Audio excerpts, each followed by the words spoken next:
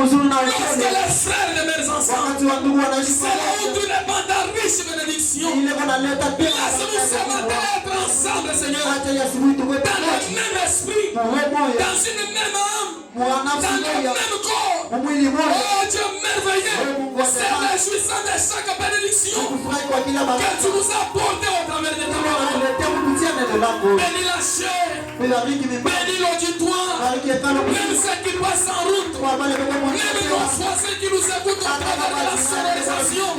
Laisse que quelque chose de particulier qui est au-delà de l'entendement humain, qui dépasse la capacité humaine, qui peut s'emparer de l'âme de la personne et lui donner une vie tout à fait différente. De la même manière que tu as fait avec Saul. Cet homme, il était le persécuteur des croyants. Mais lorsque la lumière l'a frappé, quelque chose est né dans son âme. Il était devenu Paul. Et sa langage était changé. Nous voulons, Seigneur, recroiser sur notre chemin cette lumière qui est venue au temps du soir pour que nous puissions marcher dans cette lumière et devenons nous-mêmes cette lumière pour éclairer les mondes. C'est pourquoi ce matin, oh Dieu, nous abandonnons ce moment entre tes mains. Nous sommes des hommes. C'est toi qui es notre Père. Nous nous approchons près de toi, pas comme les enfants battants, mais comme les enfants de la maison. Laisse-nous marcher, Seigneur, jusqu'à notre fin. Que quelque chose inonde notre âme. Au fait de la fin de la réunion, Seigneur, que tout un chacun de nous puisse avoir une expérience particulière et qu'il renonce sur ses voies et qu'il revienne dans ta volonté. C'est cela notre prière de ce matin. À toi l'honneur et la gloire, la puissance dans les lieux plus élevés, dans le nom de Jésus-Christ, que nous abandonnons sans toi. Croyons que tu es ici présent avec nous pour faire taire chaque esprit qui n'est pas l'esprit de Christ, afin que toi, c'est le Seigneur, que tu aies de l'autorité dans cette réunion, Seigneur.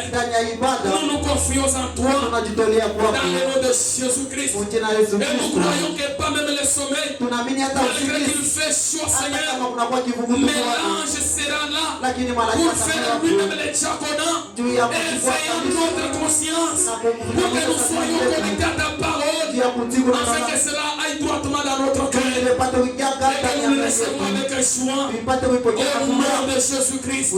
Que nous t'avons ainsi prié avec foi, alors que nous disons tous Amen. Que Dieu vous bénisse. Vous allez saluer celui qui est à côté de vous. Pour lui dire pèlerin shalom.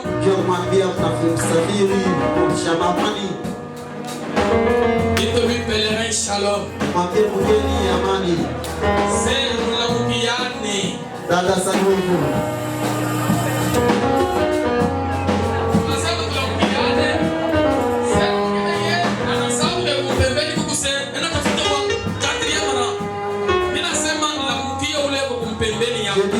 Saluer celui qui est à ton côté. Dites-lui pèlerin shalom.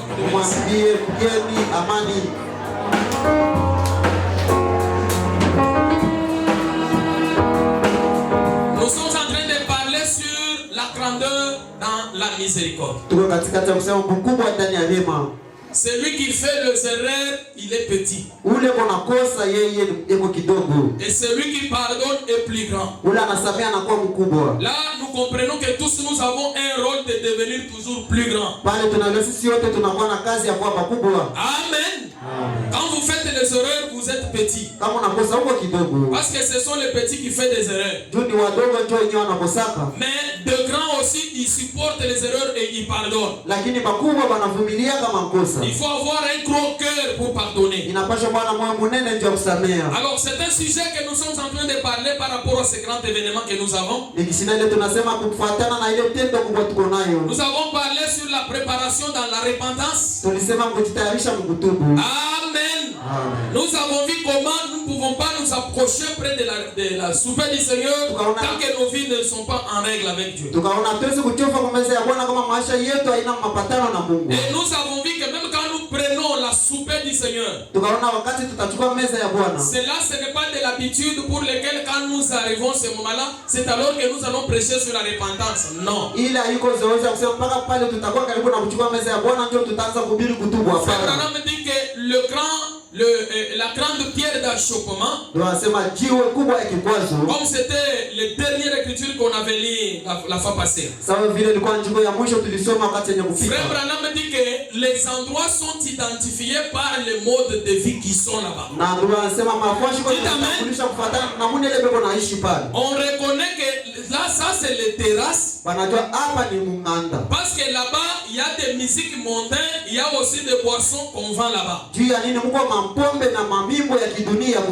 on reconnaît que ici c'est les casinos parce qu'il y a toutes sortes de jeux. Il y a des païens qui sont là-bas qui sont en train de jouer. Donc,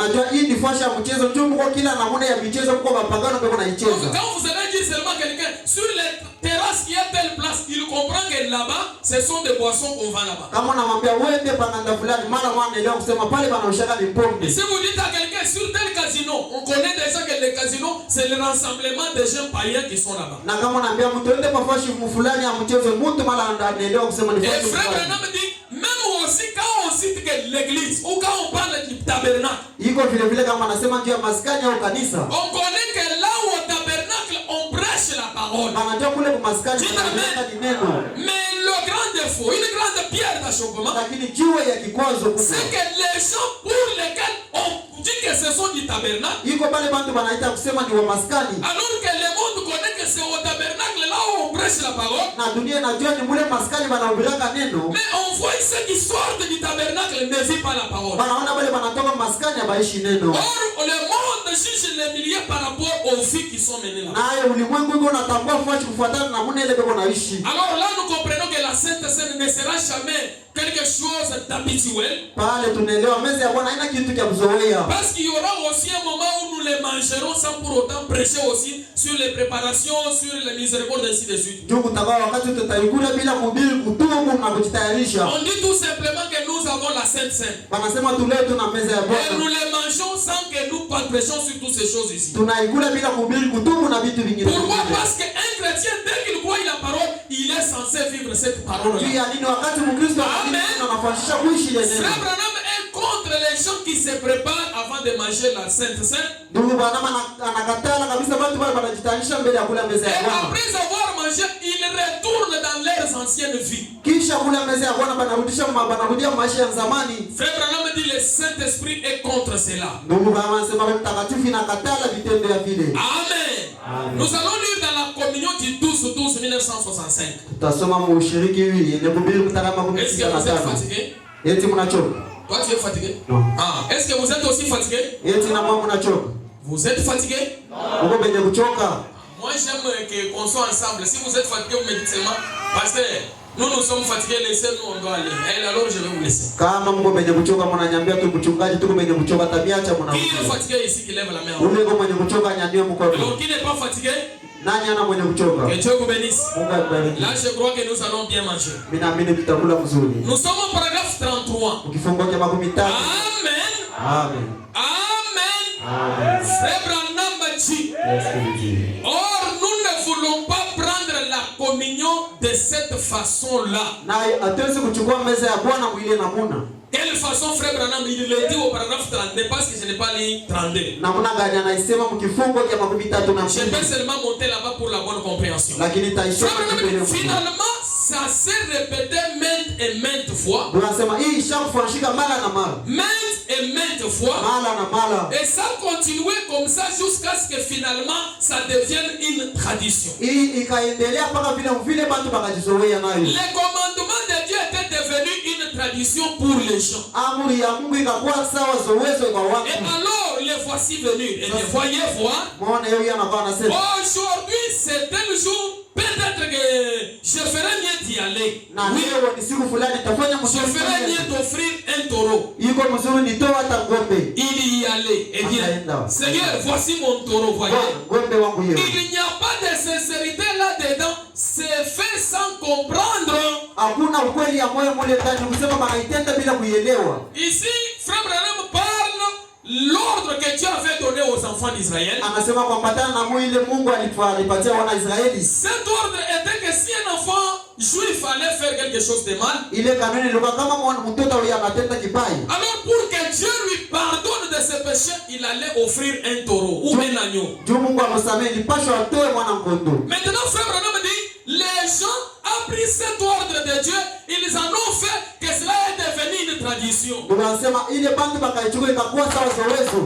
C'est-à-dire les personnes comprenaient que même si je le fais, il n'y a pas de problème, je payerai toujours un agneau, j'irai donner, on priera pour moi. Hata kama mimi natenda hiyo kosa, vitendo toa mwana kondoo bataniombea mitasamehewa. Or Dieu avait mis cela comme une condition qui allait empêcher les gens de faire le mal. Na Mungu alitia ile kanuni ya kusema bantu bashitende vibaya. Pour que quand la personne pense que je vais payer un agneau va mourir, qu'il arrête. Juu wakati mtu ataweza tatoa mwana kondoo ashikie mbaya ashitende. Maintenant les gens donnaient des agneaux, plus ils donnaient, plus ils s'en ont habitué à donner. Et cela est devenu une tradition. Bakaendelea kutoa kondoo watoto mpaka pale bakazoea kwa sawa kiasiri. Maintenant frère Branham dit, Dieu voyait dans leur cœur il n'y avait pas de sincérité. Na Mungu alikuwa anaona ndani ya moyo wa mkweli wake. Or si vous faites quelque chose sans sincérité, alors vous ne comprenez pas ce que vous faites. Kama unatenda kitu bila kuwa na ukweli wa moyo, hujui kile unatenda. Branham dit c'est la même manière avec la communion que nous allons prendre les dimanches. Iko vile vile na ushiriki ile tutachukua juma ilikuwa mbele. Même de la manière que je vous ai dit qu'on peut les prendre même 3-4 fois dans cette année. Hata vile nimeambia tunaweza kuchukua mara hata hii. Mais la communion ne sera jamais une tradition. Haiwezi kuwa zowezo. C'est un commandement que Dieu nous a donné. Hii ni amri ya Mungu anatupatia. Dieu nous a donné 3 ordonnances lois qui ne seront jamais exclues, même si nous les croyons aussi spirituellement. Anatupatia makanuni 3 ila tuwezi kutosha hata kama tunayamini mkiroho. Nous avons lu frère Branham répondre à cette question. Tulisoma ndugu analeta jibu kwa hii. Aux gens qui nous disaient que frère Branham, vous croyez à la seconde venue et puis vous prenez la communion. Kwa bantu walikuwa wanamuuliza tu mnaamini kuja kwa Yesu kwa pili, lakini Mungu anakula mwenyewe ushiriki. Nous ne prenons pas cela parce que nous prenons la communion spirituelle. Sisi hatutendele tu tunaamini ushiriki ya kiroho. Frère Branham dit nous croyons aussi à la communion spirituelle. Anasema sisi pia tunaamini ushiriki ya kiroho. Aucune personne ne peut pas manger la soupe du Seigneur sans premièrement croiser Christ sur son chemin. Mungu atamwashwezi kule yenyewe meza ya Bwana kama shakutana na Kristo mwambia yake. Avant de le prendre, vous devez d'abord croire la parole. Mbele ya kuichukua na kuamini neno. Frère Branham dit voyez, alors quand nous allons prendre la communion le dimanche, wakati tutashiriki juma mbele, ne faites pas cela comme une tradition. Msitende sawa zoeza au kiasiri. Il dit nous ne voulons pas prendre la communion de cette façon-là. Anasema tuende kuchukua ushiriki sawa hivi. Il dit voyez, c'est la même chose quand nous venions à la table du Seigneur. Iko vile kama tunachofa kwa meza ya Bwana. Quand nous venions pour manger cette scène, il faut que nous soyons premièrement sincères envers nous-mêmes. Wakati tunachofa kwa meza ya Bwana inapaswa tuwe na ukweli ya moyo. Parce que là sur la ligne fait madame dit vous devez vous arrêter, vous examiner. Tunasema kama kwa mwile mstari inapaswa unasimama unajihesabia. Sinon ça sera l'écriture d'Ésaïe 5. Juu itakuwa andiko ya Isaya 5. Excuse-moi, Ésaïe 60 plutôt. Isaya 60. Laissez-moi reprendre ça. Acha niirudishe hapo tena. Je crois que c'est Ésaïe 28. Mimi naamini ni Isaya